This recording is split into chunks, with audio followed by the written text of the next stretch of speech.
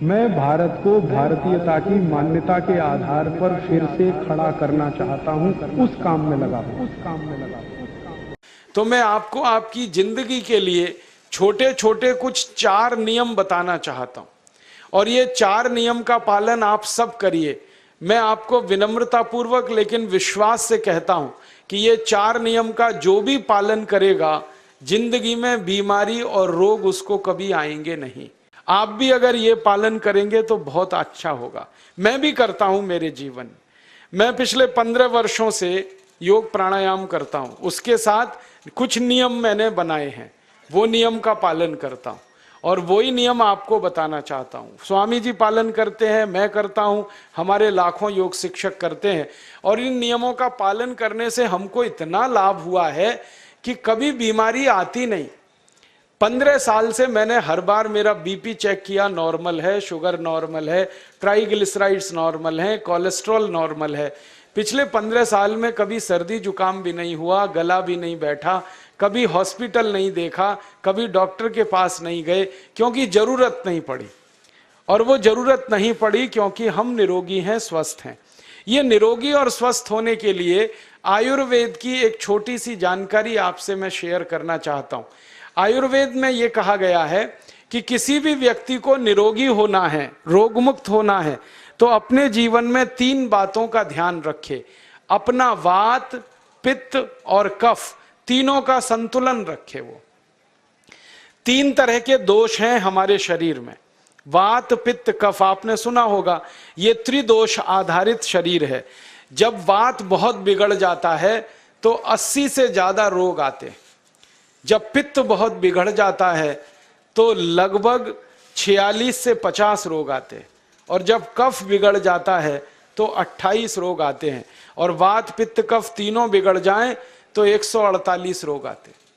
सर्दी, खांसी, जुकाम से लेकर और कैंसर तक जो आखिरी रोग माना जाता है, ये सब वात, पित्त, कफ के बिगड़ने का खेल है। तो इस देश के आयुर्वेद चिकित्सा के सबसे महान लोगों में से कुछ नाम आप जानते हैं, जैसे चरक ऋषि, जैसे सुश्रुत ऋषि। ऐसे एक ऋषि हुए बाघभट्ट। बाघभट्ट ऋषि ने एक पुस्तक लिखी है, उसका नाम है अष्टांग हृदयम, और एक पुस्तक लिखी है, उसका नाम है अष्टांग संग्रहम। इन दोनों पुस्तकों में उन्होंने 7000 नियम बताए हैं। उनमें से 4 बताता हूं, अच्छे लगे तो आज से ही पालन करो और दूसरों को भी बताओ, ताकि कोई भी इन नियमों का पालन करे तो बीमार ही ना पड़े। ये चारों नियम हैं वात, पित्त और कफ को संतुलित रखने के लिए। अब वात, पित्त, कफ तीनों एक साथ आपके संतुलित रहें तो उसके लिए पहला नियम है खाना खाने के तुरंत बाद पानी नहीं पीना। ये पहला नियम है। आप बोलेंगे ये तो बड़ी मुश्किल बात है, खाना खाते ही पानी पीते हैं हम तो सबके सब, और बिना पानी पिए खाना ही नहीं खाते। कई लोग तो खाने से ज्यादा पानी पीते हैं, खाना कम खाते हैं, पानी ज्यादा पीते हैं।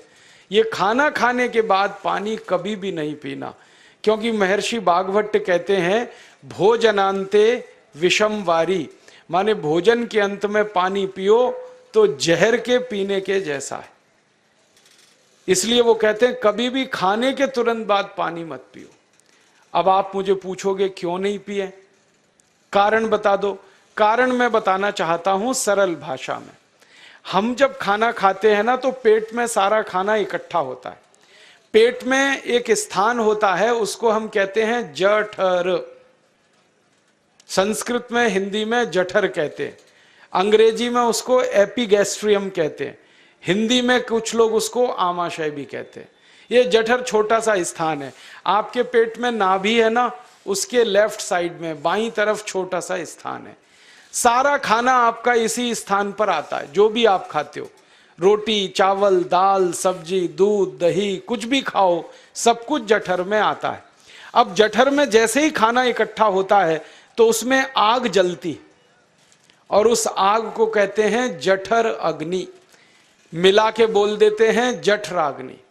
आप जैसे ही खाना खाते हो, पेट में जठर में अग्नि जलती है, वो अग्नि खाने को पचाती है, और अग्नि खाने को ऐसे ही पचाती है जैसे रसोई घर की अग्नि खाने को पकाती है।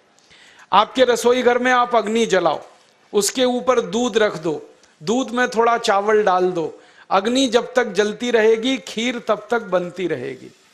आप घर में अग्नि जलाओ, उसके ऊपर पानी रख दो, उसमें दाल डाल दो, दाल की पकने की क्रिया तब तक चलेगी जब तक अग्नि जलेगी। ऐसे ही पेट में होता है, जैसे ही आपने खाना खाया पेट में अग्नि जलती है, और जब तक अग्नि जलती है तो खाने के पचने की क्रिया चलती है। जैसे रसोई घर में खाना पकाते हैं वैसे ही पेट में भी खाना पकता है, इसी को हम पचने की क्रिया कहते हैं, अंग्रेजी में उसको डाइजेशन कह देते हैं।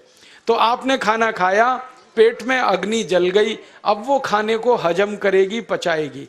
अब मुझे एक प्रश्न का उत्तर दो आप, कि जैसे ही आपने खाना खाया पेट में अग्नि जल गई और वो खाने को पचा रही है, तुरंत आपने गट गट गट गट पानी पी लिया,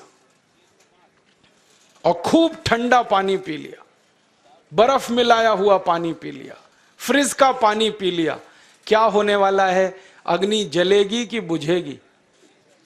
अग्नि के ऊपर पानी डालो तो अग्नि और पानी की दोस्ती नहीं है, दुश्मनी है। पानी अग्नि को बुझा देता है। तो आपने खाना खाया, अग्नि जली, पीछे से गटगट पानी पी लिया, अब अग्नि शांत हो गई, अब खाना पचेगा नहीं, तो वो पेट में पड़ा पड़ा सड़ेगा, और सड़ा हुआ खाना 100 से ज्यादा विष पैदा करेगा, और वो 100 विष आपकी जिंदगी को नरक बना देंगे, और जिंदगी भर आप बीमार पड़े रहेंगे। आपको मालूम है, कई लोग कहते हैं मुझे पेट में बहुत गैस बनती है। ये गैस उन्हीं को बनती है जिनका खाना हजम नहीं होता। कोई लोग कहते हैं कि मुझे पेट में जलन होती है, ये जलन उन्हीं को होती है जिनका खाना पचता नहीं। कोई कहते हैं कि मेरे पेट में एकदम गुम हो जाता है, फूल जाता है, ये सब वो लक्षण हैं जब खाना पचता नहीं। तो खाना पचेगा नहीं तो सड़ेगा, सड़ेगा तो विष पैदा करेगा, और वो विष आपको बीमार करेंगे। इसलिए महर्षि बागभट्ट ने कहा, खाना खाते ही पानी मत पियो। समझ में आया? फिर आप बोलोगे कितनी देर तक नहीं पिए? कम से कम 1 घंटे तक। 1 घंटे बाद पानी पियो। आप बोलोगे जी 1 घंटा क्यों? ये जो अग्नि जलने की क्रिया है ये लगभग 1 घंटे तक ही चलती है पेट में, उसके बाद अग्नि अपने आप शांत हो जाती है, उसके बाद पानी पी लो। तो खाना अगर 10 बजे खाया तो 11 बजे पानी पियो, 11 बजे खाया तो 12 बजे पियो, 12 बजे खाया तो 1 बजे पियो, 1 घंटे बाद पानी पियो। अब आपके मन में यह सवाल आ सकता है कि खाना खाने के पहले पी लें क्या? हाँ पी लो, 40 मिनट पहले पेट भर के पानी पी लो। 10 बजे खाना खाना है, 9:20 पे खूब पानी पी लो, जितना पी सकते हो। 11 बजे खाना खाना है, 10:20 पे पी लो, खूब पानी पी लो, 40 मिनट पहले। आप और एक सवाल पूछ सकते हो कि अच्छा ठीक है, खाने के बाद पानी तो नहीं पिएंगे, कुछ और पी सकते हैं क्या पानी को छोड़कर? तो उसके लिए बागभट्ट जी कहते हैं कि खाने के तुरंत बाद अगर पीना है तो दही की लस्सी पियो, मट्ठा।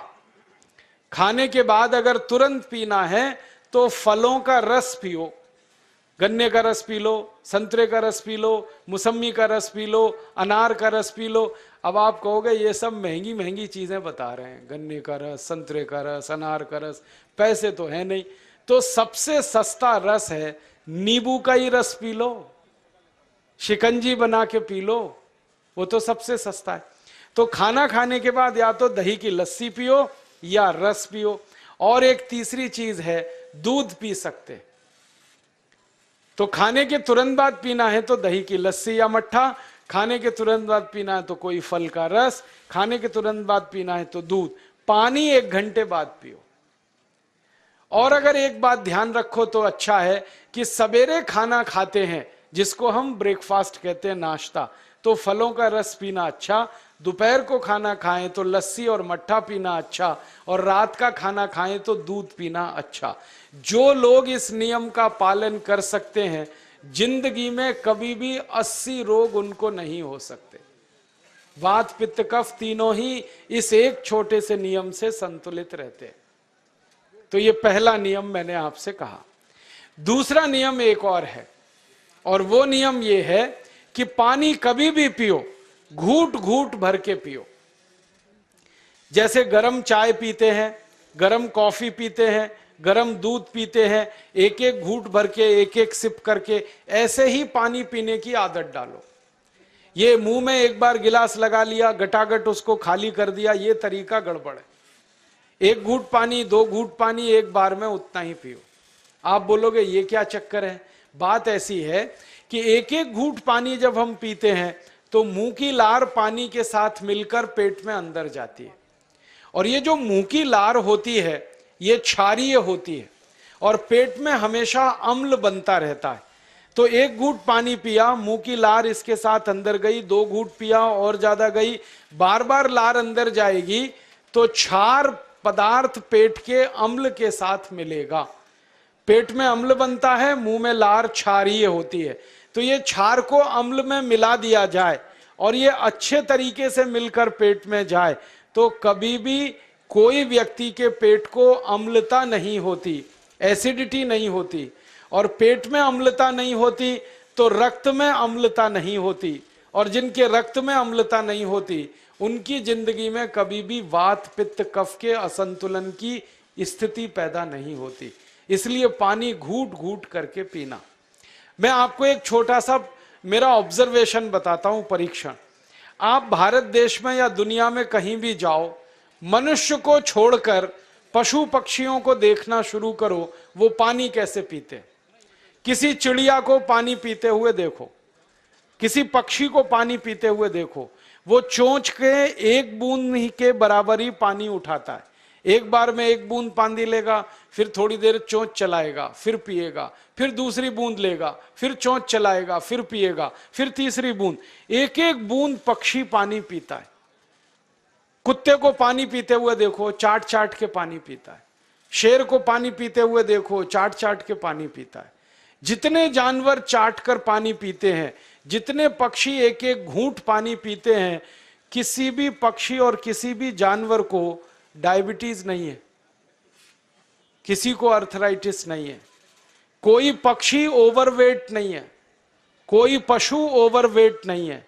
वो सब स्लिम और ट्रिम हैं, क्योंकि वो इतने होशियार हैं कि पानी चाट के पीते हैं या घूट घूट करके पीते।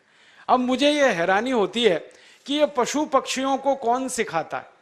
वो अपने जन्म से ये ज्ञान सीख के आते, उनका कोई गुरु नहीं है, उनका कोई विद्यालय नहीं है, उनके कोई प्रशिक्षण शिविर नहीं लगते, फिर भी उनको इतनी अकल है कि पानी घूट घूट पीना। और हम ये मनुष्य जिनके इतने गुरु, इतने विद्यालय, इतने कॉलेज, सीखने वाले, सिखाने वाले, और हम मूर्खों के मूर्ख गटागट गटागट पानी पीते रहते। तो पानी पीने का तरीका बदल दो, घूट घूट भर के पानी पियो। ये दूसरा नियम है। तीसरा नियम है कि जिंदगी में कितनी भी प्यास लगे, ठंडा पानी कभी मत पियो।